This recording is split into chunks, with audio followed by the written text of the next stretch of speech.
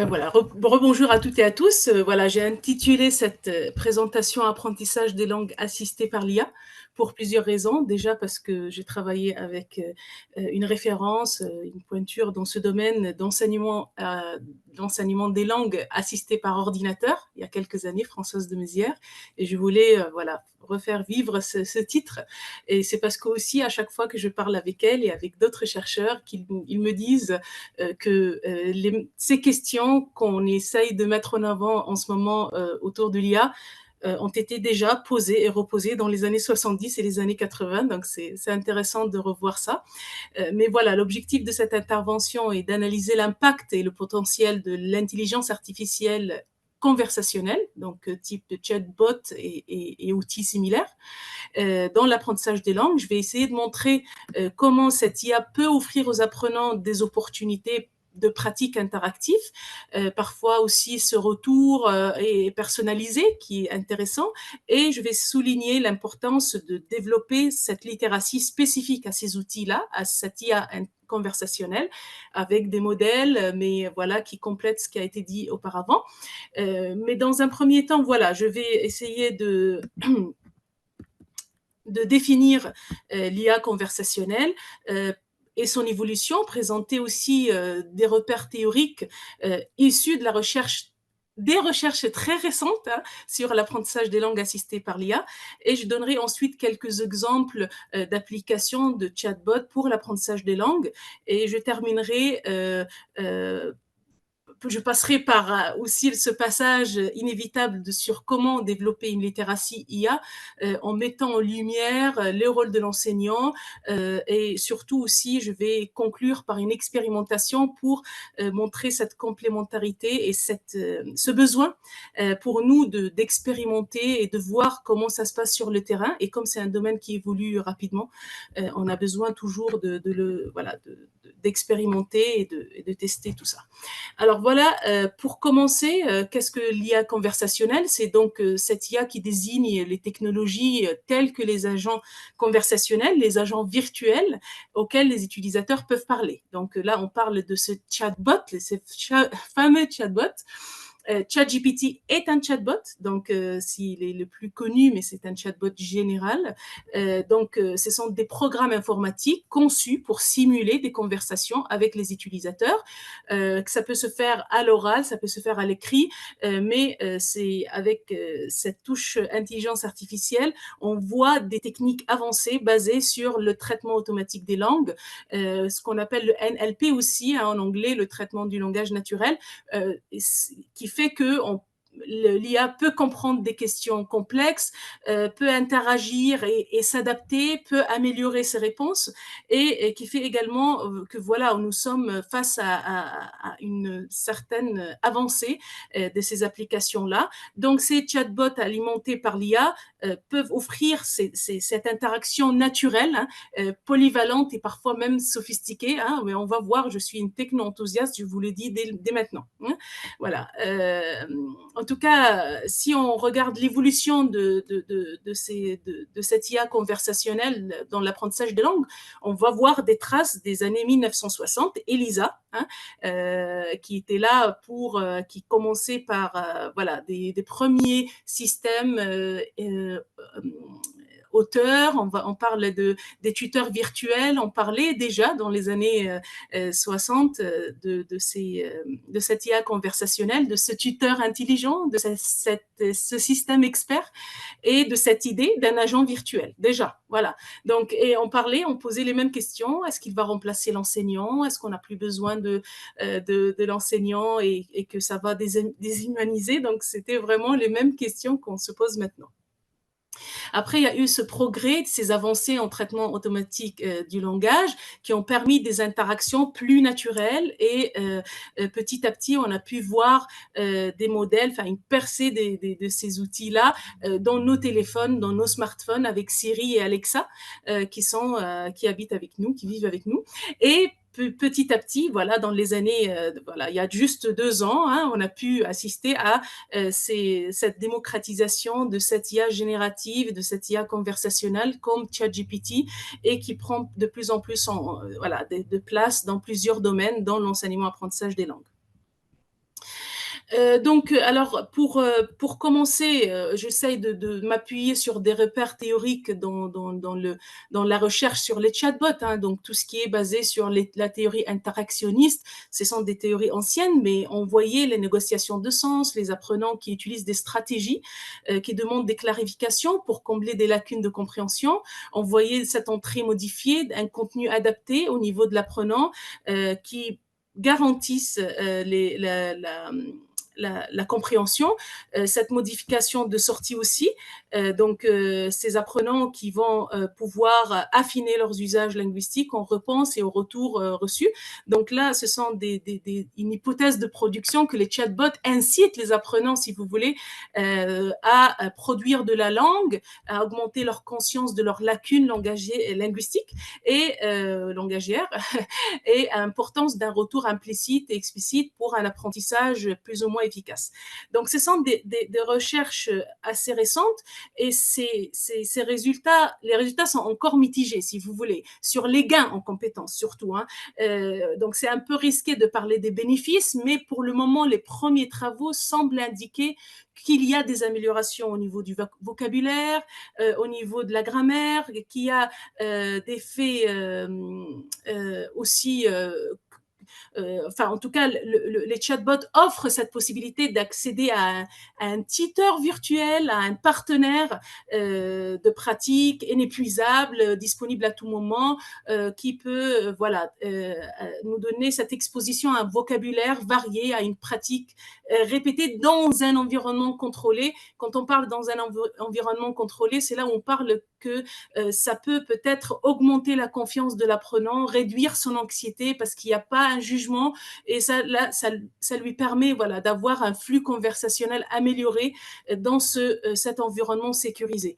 Et donc là, voilà, si vous voulez, ça peut aussi avoir des impacts hein, pour encourager la motivation de l'apprenant. Ça peut avoir un impact aussi sur son engagement. Ces chatbots, en tout cas les premiers résultats aussi de ces recherches ou de ces travaux montrent que les chatbots fournissent en tout cas un environnement sans risque pour la pratique et aident à réduire donc cette anxiété. Alors, il y a toujours des limites, bien évidemment, et heureusement parce que voilà, les enseignants ils vont commencer à parler de ces risques et de remplacer l'enseignant. Il y a alors, il y a quelqu'un qui a allumé son micro, je pense. Mais il y a ces limites dans la mesure où il y a cet effet de nouveauté, où l'engagement peut diminuer avec le temps, où on peut avoir un usage ponctuel de ces chatbots.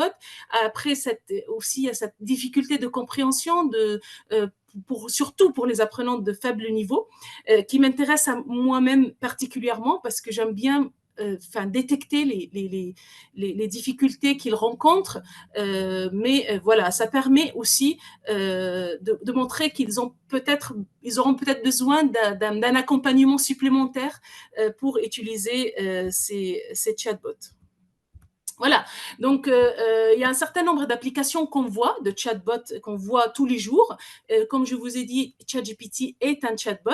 Il y a des applications comme Compi qui sont très utilisées. Alors Pi, c'est le plus mignon d'entre eux, mais c'est le plus humanisé. Non, je rigole. Mais c'est vrai que voilà, ce sont des chatbots généraux qui ne sont pas destinés à l'enseignement. Il faut vraiment les distinguer des autres chatbots qui sont éducatifs, où on peut monter un chatbot en tant qu'enseignant, on peut le configurer pour un usage éducatif et on va pouvoir détecter une certaine capacité un peu améliorée de ChatGPT. Et puis, bah, il y en a ceux qui sont dédiés à l'apprentissage des langues, comme Call Annie, comme Duolingo Max, comme Gliglish. Voilà, il y en a qui sont vraiment déjà dédiés avec des capacités un peu améliorées et adaptées à l'apprentissage des langues. En tout cas, ils ont tous des capacités, on va dire, communes, c'est-à-dire ils peuvent fournir des réponses cohérentes, contextuelles, ils peuvent avoir cette capacité à maintenir des conversations longues et ouvertes, ils peuvent aussi comprendre, générer un contenu linguistique, ils ont un certain potentiel pour surmonter des défis rencontrés, mais quand on va travailler avec ceux qui sont dédiés à l'éducation ou ceux qui sont dédiés à la langue, là, on va vraiment identifier des capacités de guidage pédagogique, donc des compétences d'un tuteur virtuel qui va vraiment s'adapter au niveau, personnaliser, suivre la progression, corriger,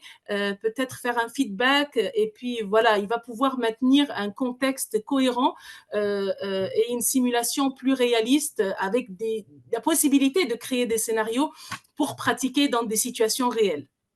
Et là, on voit vraiment des choses, je me permets aussi de le dire, assez bluffantes. Hein. C'est vraiment la machine qui va voilà, vous reprendre et puis maintenir une conversation assez naturelle. Donc voilà, il y a une nouvelle génération qui est intéressante.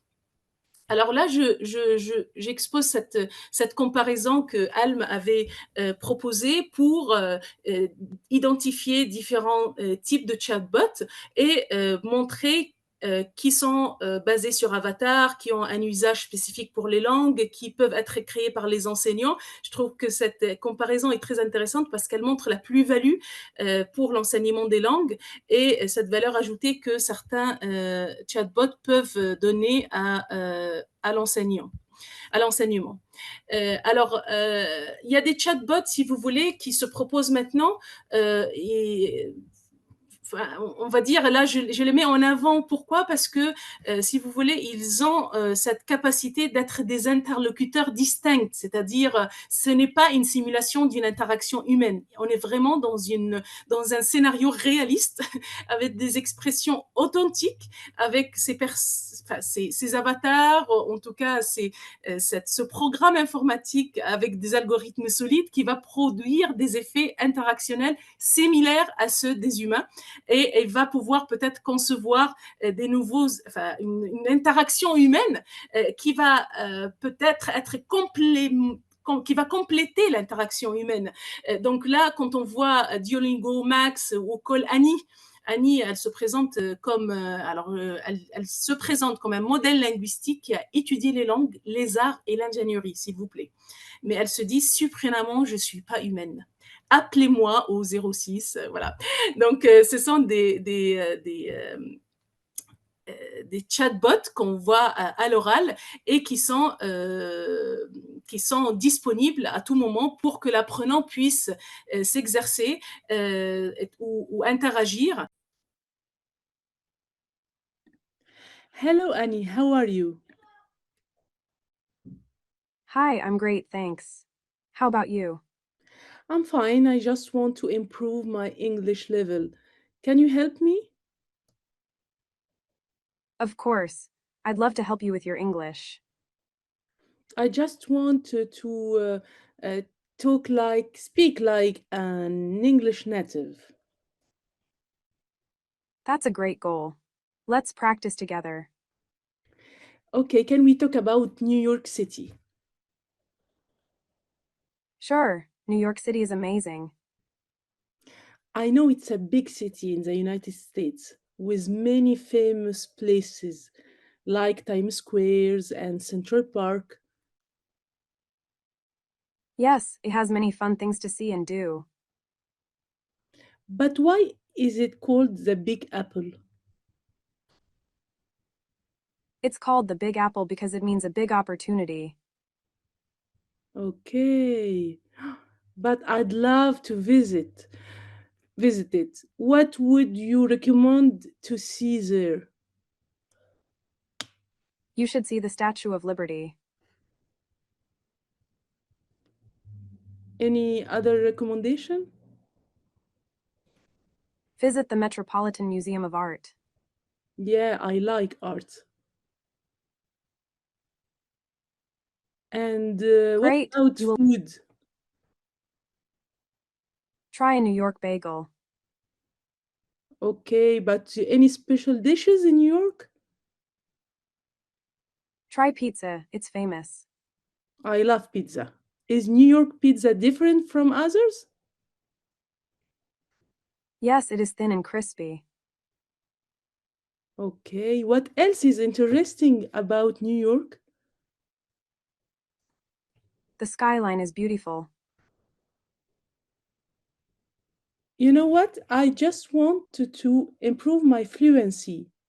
How can you help me? We can practice speaking together. Okay, thank you, Annie. You're welcome.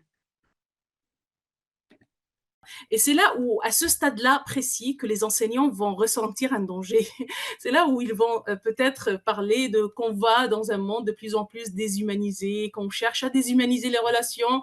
Et je tiens à leur dire que vraiment, quand on a parlé de cette technologie qui est en complément avec l'enseignant et qui ne peut jamais euh, remplacer, en tout cas, le lien et l'interaction humaine, et qu'on a besoin des êtres humains pour former les humains.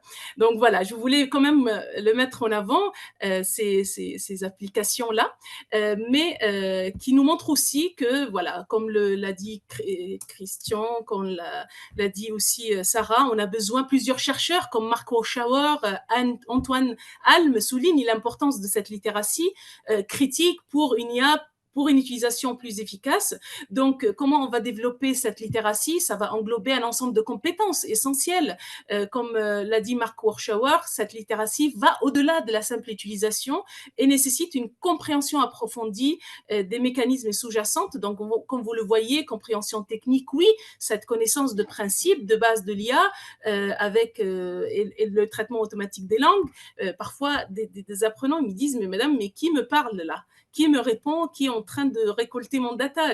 Là, il faut qu'ils comprennent ce système d'algorithme aussi derrière, cette compétence aussi critique dont on parle, la capacité à évaluer la fiabilité des outputs de l'IA, l'utilisation éthique, hein, cette conscience d'utilisation éthique de l'usage de l'IA, ça a été traité par mes collègues, et puis cette possibilité de l'intégrer dans les pratiques d'apprentissage. En tout cas, j'ai bien apprécié et retenu ce modèle proposé par Anthony Alm, qui est basé sur d'autres modèles, mais qui met effectivement en avant cette compréhension fondamentale, ces connaissances techniques, ses forces, ses fonctions, forces, faiblesses, cette conscience éthique aussi, et puis l'engagement pratique, l'accès à la navigation, la conception, cette incitation, l'affinement itératif, et puis la créativité aussi collaborative, cette IA en tant que partenaire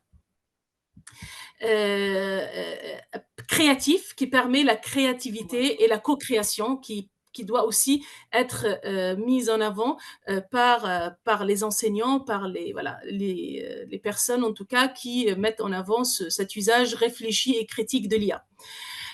Voilà, elle met en avant aussi voilà, que cette littératie va désigner la capacité des apprenants en langue à interagir efficacement avec des machines et à comprendre et à évaluer le système d'IA à travers différentes modalités pour le développement d'une langue seconde. Alors, le rôle de l'enseignant est très important pour le développement de cette littératie parce que l'enseignant de langue, il va devoir se tenir informé, monter en compétence pour guider les apprenants à intégrer cette littératie en IA conversationnelle dans leur programme peut-être, mais aussi sélectionner, développer des chatbots, mettre la main à la pâte tout le temps parce que les choses évoluent rapidement et du coup, ils vont devoir voilà, s'adapter à chaque contexte spécifique et puis peut-être créer eux-mêmes des chatbots, les tester, les expérimenter et mettre en place des expériences pratiques pour mieux comprendre l'usage de ces applications et le potentiel de l'IA dans l'enseignement et l'apprentissage des langues. Mais alors, oui, cette maîtrise de l'art du prompt, ça a été aussi dit et redit par Sarah tout à l'heure, effectivement, la requête, cette expression cette définition, on va dire clairement de l'objectif, d'attribuer un rôle spécifique à l'IA, de pouvoir lui fournir des instructions explicites, étape par étape, de pouvoir intégrer l'expertise pédagogique aussi, parce que on va également mettre de notre compétence pédagogique dans ce prompt et fixer des contraintes, des limites, personnaliser. C'est vrai que quand on va travailler avec un chatbot ou qu'on va configurer, ou même ou même une intelligence artificielle, bah oui, ChatGPT par exemple, on va devoir accepter d'affiner le prompt, de revenir sur des prompts et de fournir un contexte plus clair et d'orienter l'IA de plus en plus. Donc, utiliser des retours pour affiner des prompts, pour favoriser un dialogue précis. Tout à l'heure, j'étais avec un groupe très sympathique d'enseignants ce matin et ils me disaient, mais madame, en parlant avec ChatGPT, il ne me donne pas la réponse que je veux, il me donne des trucs généraux. Et je leur disais, mais c'est votre prompt qui est très généreux, il faut vraiment l'affiner, il faut le retravailler, il faut définir, là, quand j'ai posé la question, est-ce que vous avez donné le niveau? La réponse était non, parce qu'effectivement, on va le guider pour reformuler, et vous devez reformuler pour qu'il puisse apporter des réponses au plus proche de votre demande. Donc là, j'aimerais bien vous montrer des exemples de chatbots. Comme je vous ai dit, ChatGPT est un chatbot général, mais on peut lui demander de se personnaliser pour devenir un chatbot pour l'apprentissage des langues. Donc là, à l'écrit, je vais lui demander d'agir en tant que prof d'anglais. Je vais te parler en anglais. Donc là, le prompt, vous voyez comment il est détaillé. Je lui donne la longueur de sa réponse, je lui demande peut-être de mieux articuler, voilà, je vais lui demander voilà, des choses un peu, et là, il va me dire, allez, on y va, je peux jouer ce rôle de prof de langue. D'accord? Donc ça, c'est à l'écrit, mais on peut totalement le faire à l'oral, et je vais le faire en direct avec vous, j'espère qu'il est réveillé. Voilà, donc là, je suis un apprenant de langue et demain j'ai un examen de DELF A1. Est-ce que tu peux prendre le rôle de l'examinateur et m'entraîner à des sujets pour l'oral, pour l'interaction orale?